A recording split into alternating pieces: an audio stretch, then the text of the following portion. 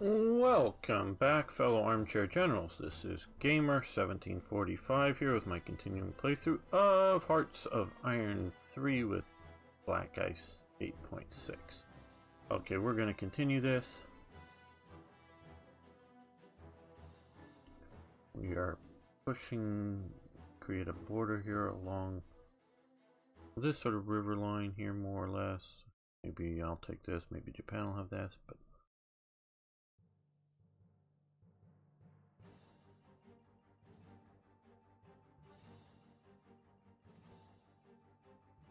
how are we on?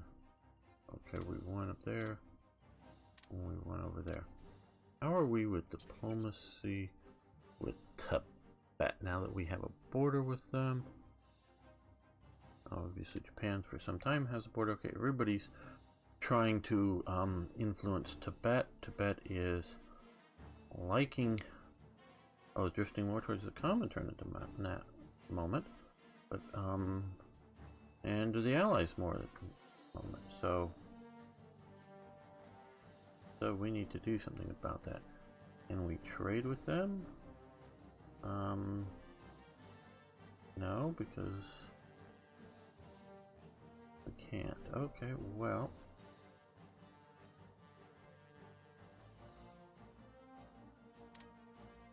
Impossible. Give transit rights? Impossible. Offer alliance is probably also impossible. Okay. Non-aggression pact? Also impossible. Okay. Well, let's look at our options. And we need to, well, let's cut back on some of our buying here. We're overextending ourselves.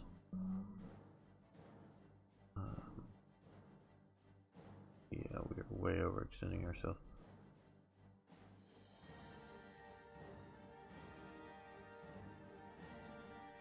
Well, first let's look at Tibet before we figure out what's going on.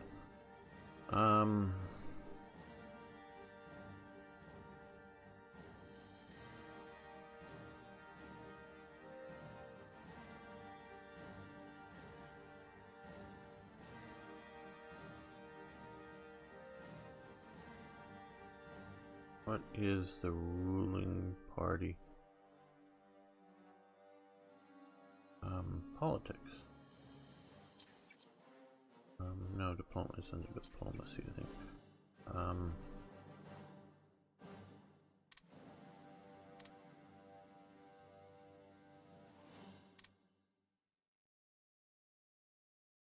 No, maybe it is under.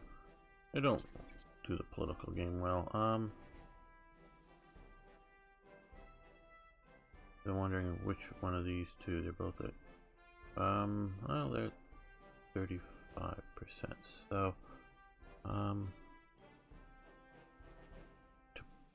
Tibet. Oh, this will tell me. Okay, yeah. So this is the ruling party. So what we want to do is we want to support ruling party. Now we're going to stop trying to deal with Japan. We're going to stop trying to deal with Soviet Union for the moment. We're doing Tibet. Still want to tech espionage against the US. Okay, now let's come over here and look at. Thought we had many more espionage agents. Yeah, let's take some from our officers. And we're going to take them from research as well. There we go. That should. Diplomacy. We need 8, so let's just go down to there.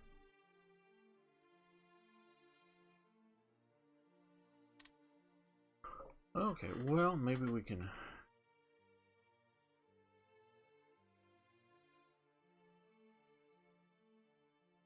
get that.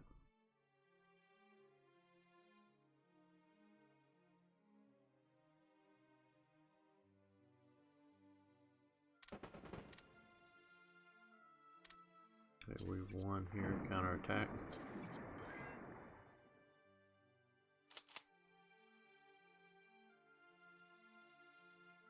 Okay, prepare our defenses. So the 133rd Festung Division was formed on Crete from the staff of the Festung Brigade Creta, January 44, and surrendered to the British forces in January 45. So it existed for a year.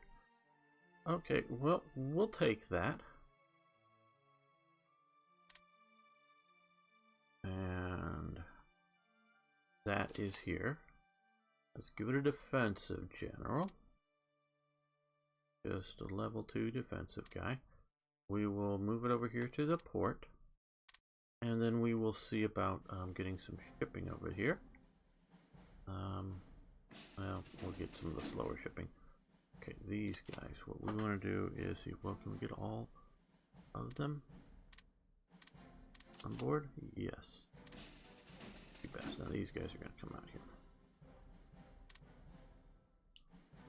Yes, transport is just fine. We'll move the Fortress Division, maybe Morocco, maybe some other place. Energy, certainly. We'll use it as a coastal garrison division there. Better than in the Mediterranean, where I don't think we're going to be invaded.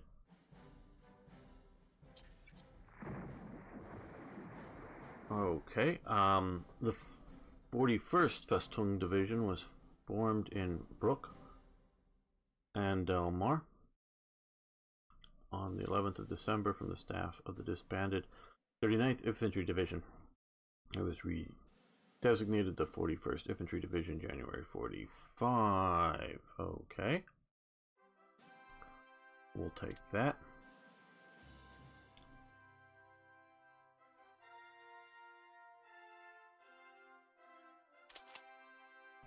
And that is also in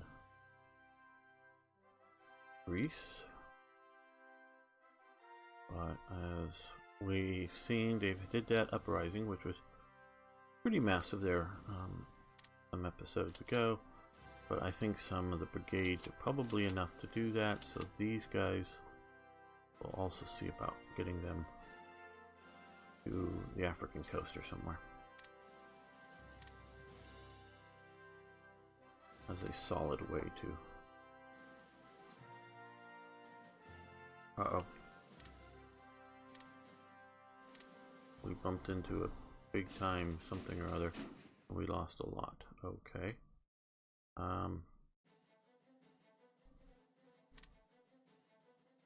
Rebase right into there. Should have been more cautious. We lost a lot. Okay, well.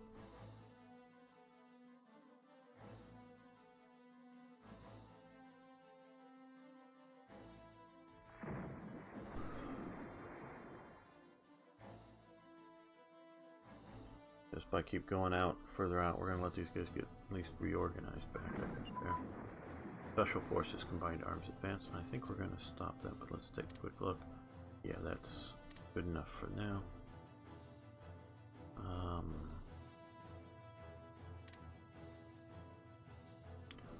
Tremendous firepower. Costs more to build, which is fine. Manpower costs a little bit more. Weight, yeah, a little bit more. Supply and fuel consumption, but the various artillery units will have a lot more defensive, a lot more soft attack, some more hard, and combat width decreased. Max strength up. So yeah, we'll do tremendous firepower. That is something that was definitely an American thing. Not say it's exclusive, but it was primarily. Those of you who may have been watching my, I think, rather interesting Strategic Command series, who's been maybe seeing some of the fighting that's going on the Romanian front. And you gotta sort of understand the difference in some of these armies. Some of it was leadership, doctrine, and, you know, doctrine sort of tactics and that kind of thing.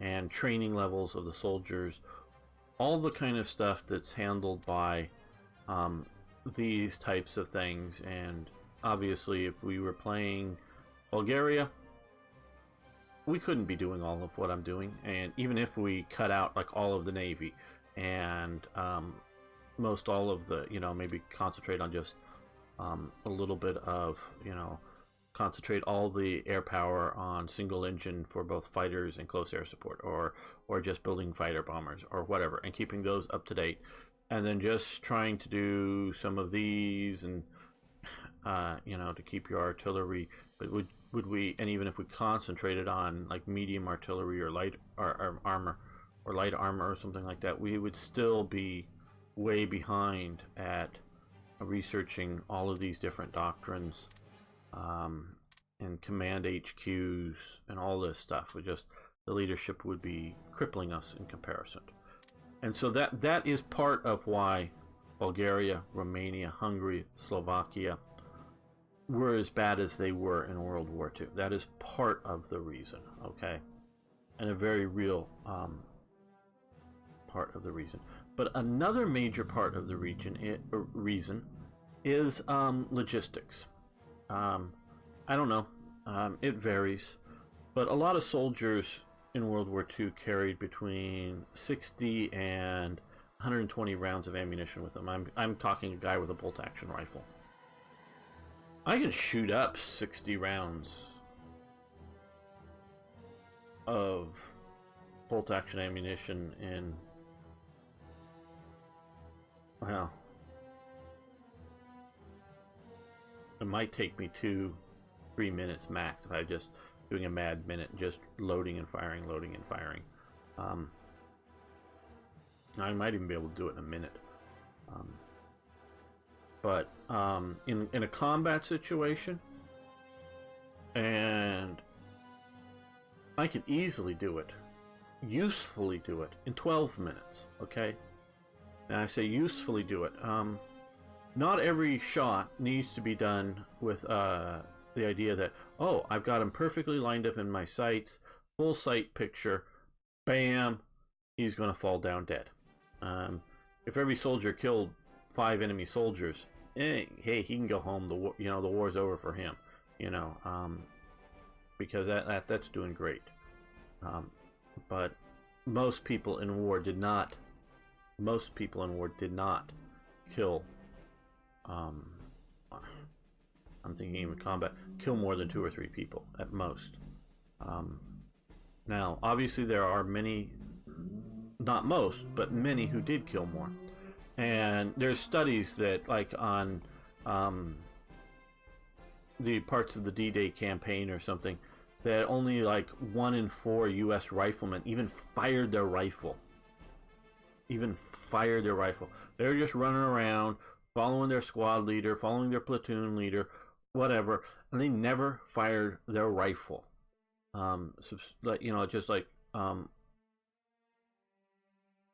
surprising numbers, and somebody can look up the stats, and 1 in 4, or 3 out of 4, whatever. It was a surprising number of people never fired their rifle, including getting off the boat. And I'm talking people who survived D-Day, not just people who stepped off the landing craft and died as part of the metric. I'm talking about people who got through the D-Day invasion, didn't even fire their rifle at anybody, and or not even just at anybody, didn't even fire their rifle. Now the guys who had the BARs or the submachine guns, they often fired their weapons and did it a lot. So that is a real thing in the idea that men in combat don't necessarily have clear enemy targets, and they don't necessarily fire a lot of their guns. It's not a criticism of them. It's just the way the battle's going, the way the situations are going. And this is one thing I'm still trying to not come to terms with the tactics of the period, or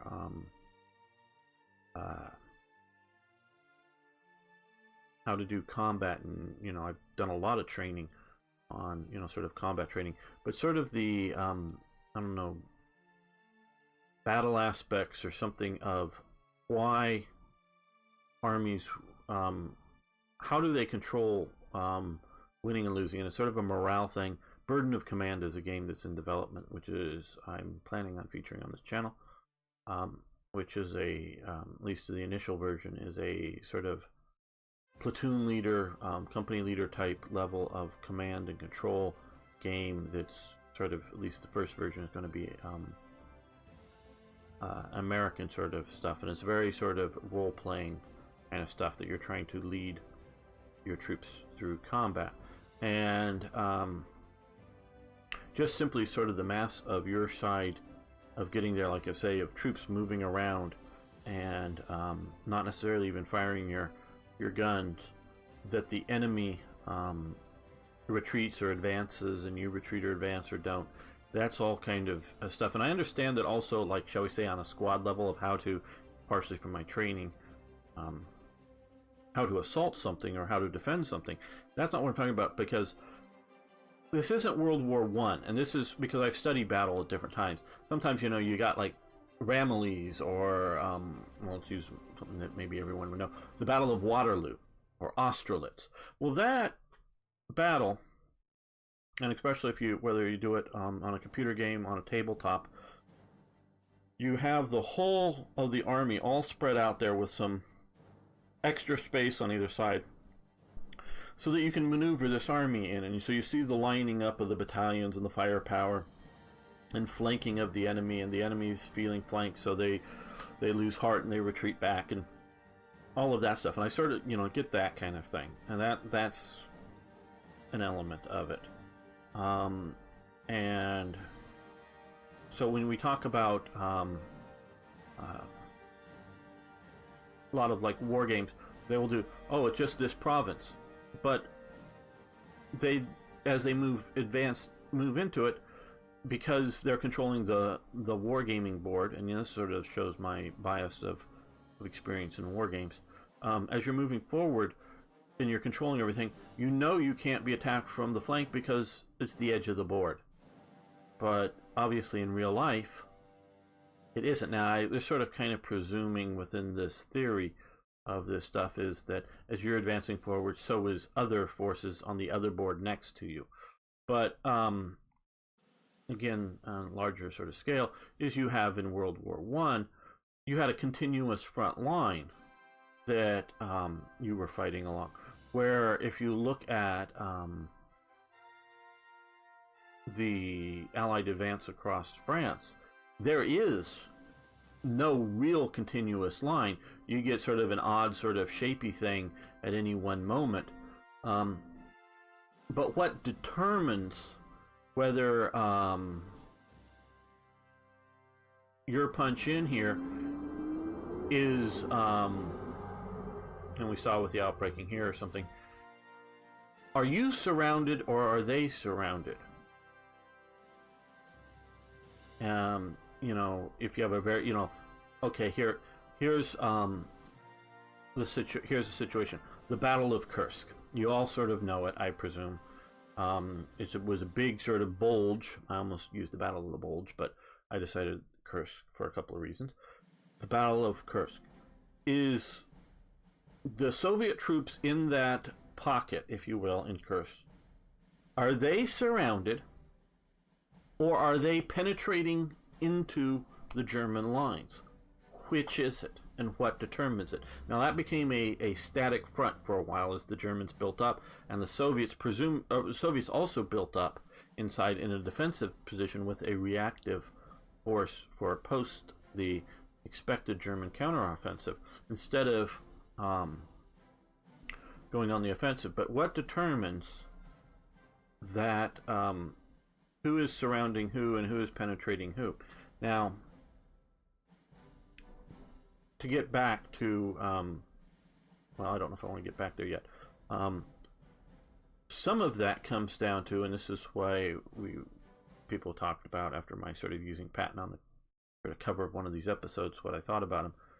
Patton understood the velocity of attack, and is one of the reasons why I have very high respect for him. And if you look at some of his battles that he had right in around this region, coming into the Saar and whatever. Some of them had some of the battles had, for the unit size, very high rates of casualties. And you remember from the movie, and I watched that movie growing up, and so much it conflates in my mind, the movie Patton, old blood and guts, yeah.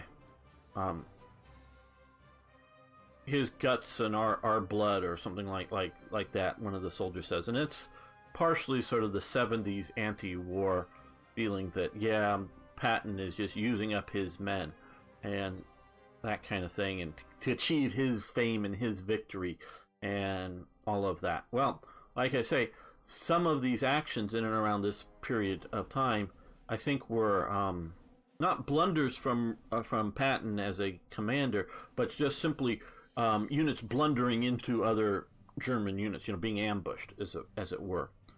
But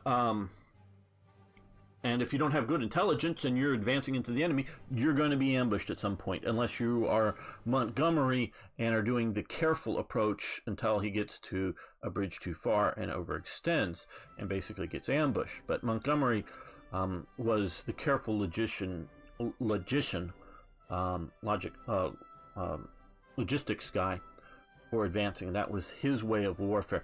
Part of that was coming from the British idea that they were exhausted by the time D-Day started, of manpower, because they had been fighting on so many fronts. They had lost so many times. They had, they were just, and their nation wasn't anything, as Britain, as opposed to the Greater Britain with Australia and and India, but just as Britain, their units and their manpower was exhausted and not nearly the size and scale of the U.S. So they were very cautious with manpower for the sort of everything except for, and they thought they were being very cautious and highly planned for the bridge too far. But you can look at the movie, which gives you an idea of some of the problems they had. But back to Patton again. Some of these advances that he made and battles that he had, he took rather high casualty rates. But if you look at Patton's campaign, from him taking over the army and to after D-Day, because he wasn't in charge on D-Day, but from then until the surrender of Germany, he had the fewest casualties. Okay, as a percentage of troops under his command, of combat troops or whatever. Of Bradley, he had fewer than Bradley. He had fewer than Montgomery. He had the fewest casualties.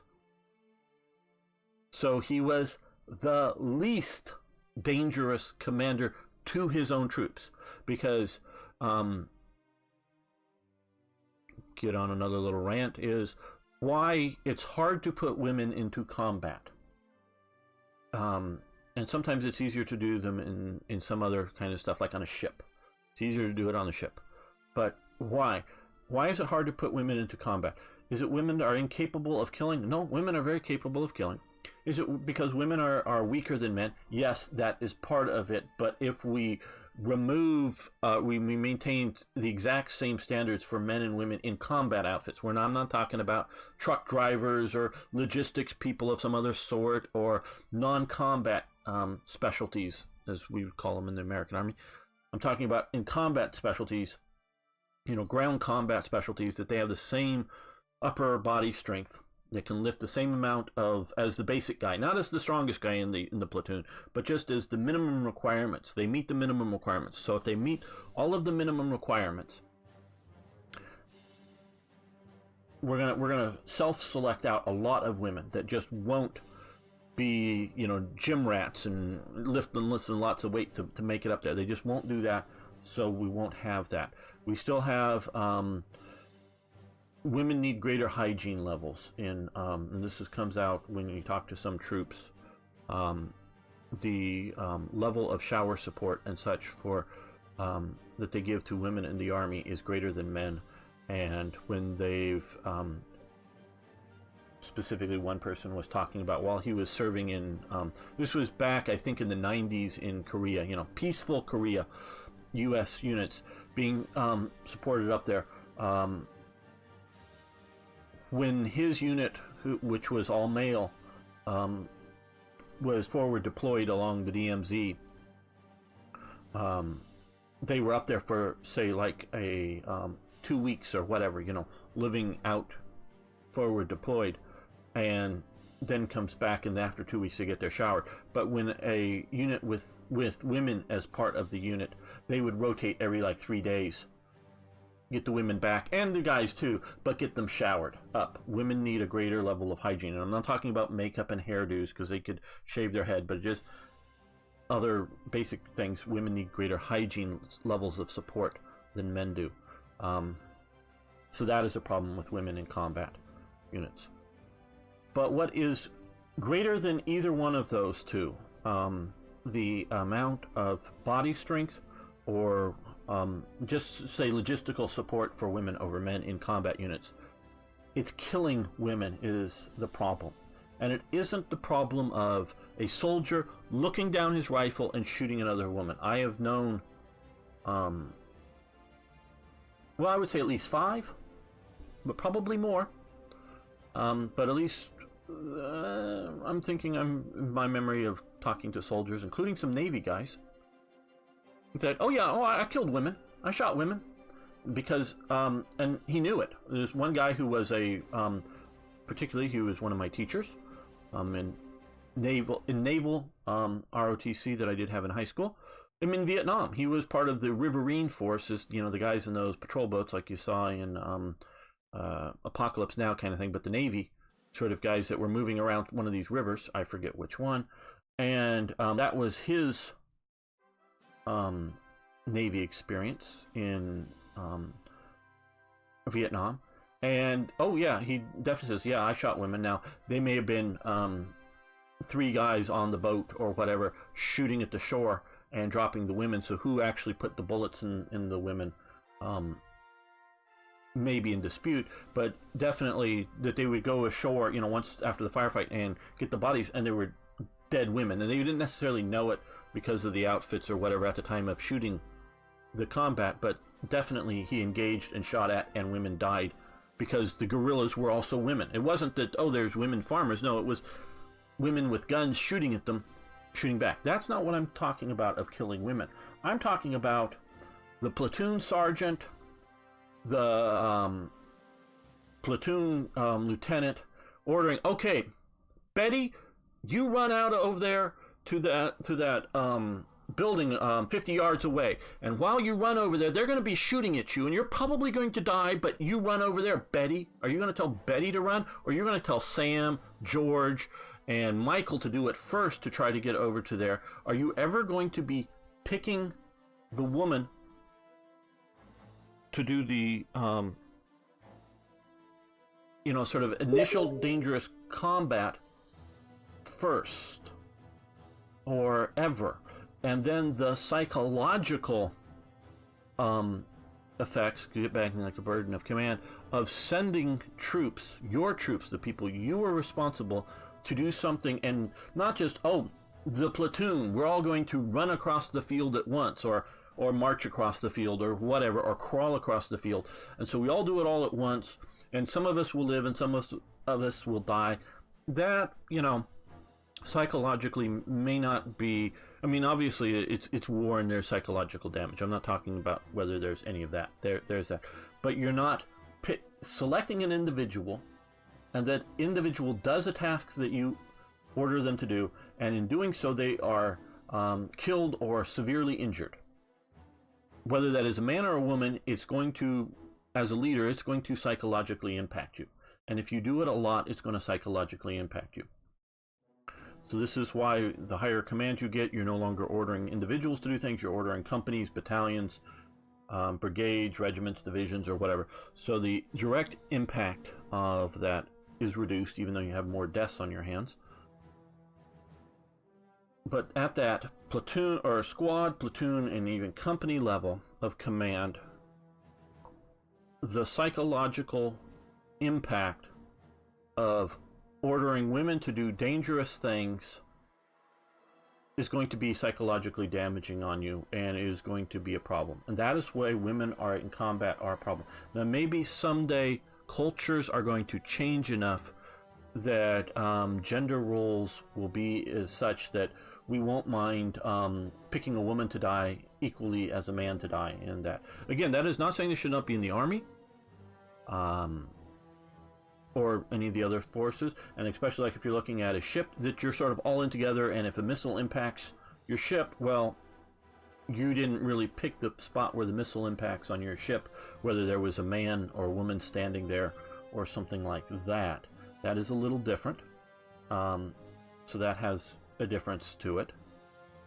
And so this is part of the psychological setting up of this, and this is why women, and then of course you got nations like Israel, which are virtually at war 24/7, and they need the women. And now they tried to put women into combat, and it dismally failed. Not that the women weren't capable of doing the job. Again, it was one woman gets wounded in a squad, the whole squad would carry that woman back to be helped. So it takes a whole squad out, it devastates a whole squad, where the woman in combat, or where there was the man in combat, one, maybe two men would help that wounded soldier back in time. So they, to my knowledge, still to this day now, after some early experimentation, Israel does not put women into combat roles. Now you'll see lots of photos of women moving around Israel carrying M16s or other sorts of weapons, and they are trained for combat because Israel is at war 24/7, because you have Hezbollah and Hamas and others that are actively at war, and they're doing terroristic attacks. And the women have, like, I know there's like at least one woman training platoon for tank drivers and tank operators, but they're not, to my knowledge, I may be wrong, but that's not a combat unit. It is a tank driving and combat training unit, in which I'm sure that if the enemy is pushing deep enough into Israel, they're going to be manning their tanks and defending their region of wherever their base is. But they're not, and they're driving the Merkava tanks, and they're training the guys to do it, and they're supposedly really good at it.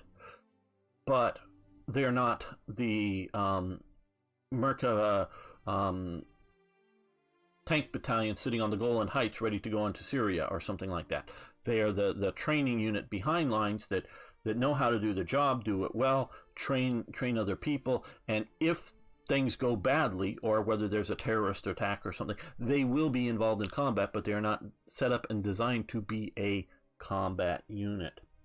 So that's sort of women in combat. Now to get back sort of to where we started with the situation of the guy with, say, 120 rounds from Romania. Yeah, I don't necessarily always forget where we started. Is fighting on the Eastern Front. And he and his group, platoon, company, battalion, whatever, start getting hit or attacked by a lot of Russians. And doesn't matter the size, just a lot of Russians.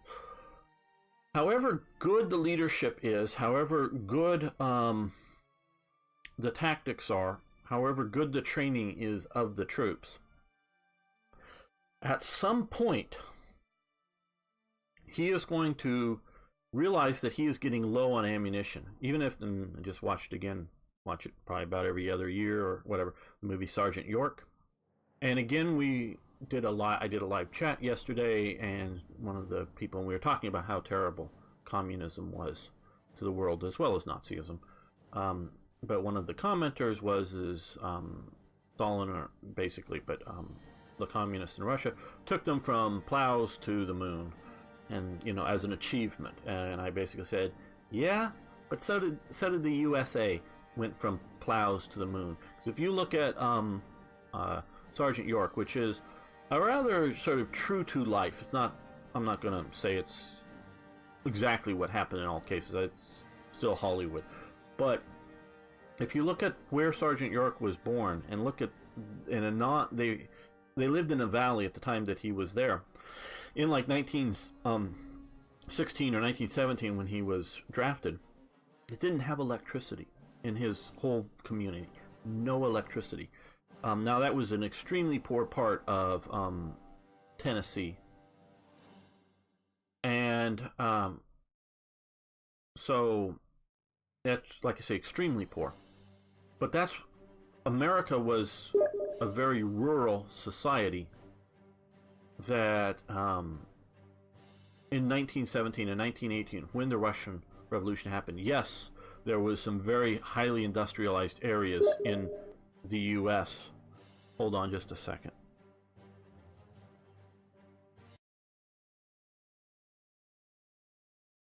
Never mind. I can deal with that later. Waiting for the screen to come back for me, at least.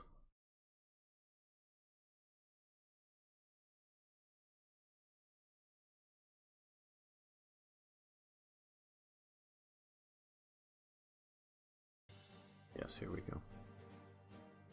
There were some very highly industrialized areas, you know, Chicago, and others as New York and whatever, that you can see that, you know, Detroit with, you know, Ford Motor Car and all of this absolutely going on.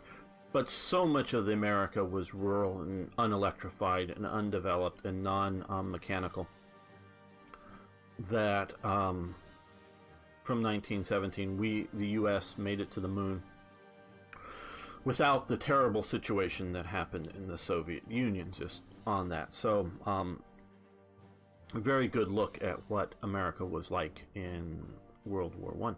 But the point is that even if they're all Sergeant Yorks out there and are all taking, you know, center of mass to the to the chest shots with their rifles, and are taking down the enemy, and the enemy's just falling like flies to their riflemen, but there's just a horde of Russians coming at you, or you know, whatever it is, just too many for your unit. At some point, you're going to be down to your last 5 or 10 rounds, or whatever it is, even if you're not Sergeant York, and you're going to not stay in that battle, because if you have any reasonable chance of retreating, and you're down to your sort of last few rounds in a bayonet, you're not going to stay in combat to against any opponent. You're going to retire. You're going to fall back. You're probably going to fall back long before that.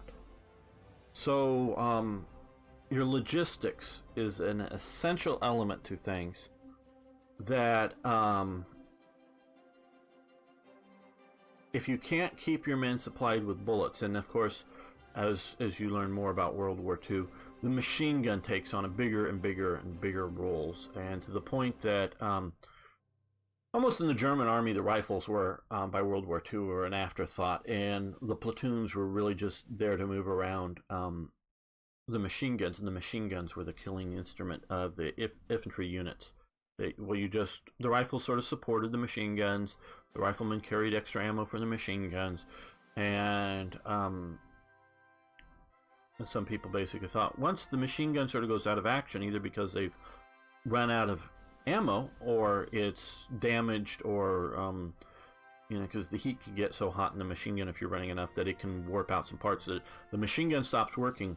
The German platoon, especially sort of late war, would often just sort of quit the field and, you know, to get out because, hey, our machine gun isn't working anymore. Let's get it out of here, or we'll run out of ammunition. So logistics is a massive thing. You know, this all goes back to that tremendous firepower tactic, or whatever you want to call it, is that the ammunition manufacturers in Bulgaria, in Romania, in Hungary could not keep up with the needs of the army. They could not. As well as the logistic support of these armies being mostly not motorized, less motorized than the German army, who was also mostly not motorized, at least at the start of the war. As the war goes on, they get more and more motorized. When I'm talking the logistical support. So this is again why rail is so important, because rail helps that logistics out, and which is missing in both of these games. And so the logistics support of getting that ammunition from wherever in Budapest or wherever the ammunition manufacturers, and this also includes artillery shells, hand grenades, mortar rounds, whatever it might be, not just bullets for rifles and machine guns. But all of that up to the front and supplied. And so if a man is only going to be, whether you're in the U.S. Army or you're in the Afghan Army at this time, and trust me, there were Afghanis out here at this time that had maybe old weapons or fairly new weapons of, Enfield rifles or copies of them, and that had a full bandolier full of rifle ammunition. And so at some point, again, whether you're in the U.S. Army or you're in one of these other armies, you're only going to carry so much ammunition at any one time. But the Afghani might have literally all the ammunition that he owns and is going to be able to shoot and can afford to get on his body at any one moment, where the U.S. Army soldier is within 100 yards of 10 trucks filled with 308 or 30-06 at the time, 30-06 ammunition, that all it takes is, oh, I'm out, or we're getting low, send a runner back to go get more cans of ammo up to the front. And this sort of goes back to talking about who is surrounding who and who is penetrating who. Battle of Kursk. That was a stalemate. The Soviets were piling in reinforcements inside, improving the defensive multi-layers, because they got word and believed that the Germans were going to attack, and they were going to attrit the attack through all of these defenses. So the Germans were going to die on the defenses, and then they were going to counterattack. I've often thought, instead of trying to counterattack where they did, what if they had just driven deeper into the Soviet Union instead of trying to, and then cutting it off? I guess, let's see where we can find a good bend shape in a river. Okay, sort of reverse. This is a reverse, this river, the Dieppe here, is a reverse version of Kursk. Instead of the Germans attacking here and here to try to fight us off, what if they just driven from here and then around, leaving all of this stuff just to be, maintained by German infantry units, so that if the Soviets tried to attack out, they were well defended. How they penetrated deeper into it. But this gets in, so supply and logistics, and like Patton talked about earlier, very good record. His velocity of warfare and this is part of the thing, what idea is, hey, let's get 50 guys killed today, but in the next 10 days, only have 10 guys killed a day, as opposed to, we're going to have 30 guys killed, or no, let's say 20 guys killed each of those 10 days. And that's what sort of his idea was, is a velocity of attack, overwhelms, suck up the casualties today, but you overwhelm the enemy and then pursue and advance into the enemy faster than he's able to recover, faster than he's able to dig in, faster than he's able to move forces as a blocking force, is this velocity of attack. So his initial velocity of attack may cost higher levels of troops, in a particular battle. And this is why, if you want to look at X action of his attack somewhere, that people will maybe call reckless, and on that attack, he had higher casualty rates than a Bradley attack would have. But in the following preceding days, because of his advances were so rapid, and he was taking ground and taking units that were unprepared to defend themselves, he had less casualties overall. He was running out of supplies, fuel and supplies. You see this in the movie, but this was quite true at different points at time. And that was not because the U.S. was incapable of producing it or transporting it, but it was the incapabilities of the terrain that the Germans, as well as the Allies, because the Allies had been doing a lot of bombing to bomb bridges, of railway bridges, roadway bridges, and other things, logistical bombing for both sides over the terrain to move the supplies effectively for all of the units. So this is sort of what shows the difference with America, with a soldier that is well trained, reasonably well led, and has enough ammunition that he can just pop off those rounds and know that within an hour or two he's going to get more bullets. So his last 10 or 20 rounds he may become very careful with and very cautious with, and if there is a push at that point, he will retreat back a bit, but he's no longer panicked because he knows as he retreats back, he's going to retreat back to whatever supply trucks there are somewhere, and he's going to get ammo to keep that fighting going. Now you can look at specific cases where that didn't and couldn't happen, but I'm talking about a general sort of thing. So that is why the U.S. was such a effective power in both World War I and World War II, because one German officer, and I believe this is true, commented was that the Americans just piled up so much supplies on the other side of the line, all the supplies just fell on top of us is what happened. Obviously that's not what happened, but that they just had, unlike the Germans who did have a reasonably good manufacturing base and a reasonably good logistics system, they still had to be cautious with things like their ammo for artillery and such. They had to fire at known targets and could only put so much ammo on it, because once those guns run dry, they are at least temporarily useless. Where the Americans could, oh, there could be Germans over in that bunch of woods over there. Well, have we seen any Germans over there? No. Have they shot at us? No. But there could be some. Okay, well, let's do an artillery barrage on top of that bunch of woods. Oh, okay, good. Now let's advance, because they're messed up if they were there. And they weren't there or whatever. They just were able to fire reconnaissance by fire as part of the stuff. Their tremendous firepower techniques. Now they're also talking about their sort of time on target stuff too within all that stuff. But that sort of is why the logistical, or the cost of supply use of those units and other things increases so much for that technology. Is just the logistics of war and supplying that. It isn't just a tactic, but a ability through the whole thing. And so use that cautiously. For me, and in this game, it's only going to come back to bite me in low infrastructure areas like here, where it's level 2 max, and you're only going to get so much supplies. And if I had a bunch of heavy use artillery trying to fight, I'll suck up my supplies super fast. I know this was a long talk. I hope it was interesting.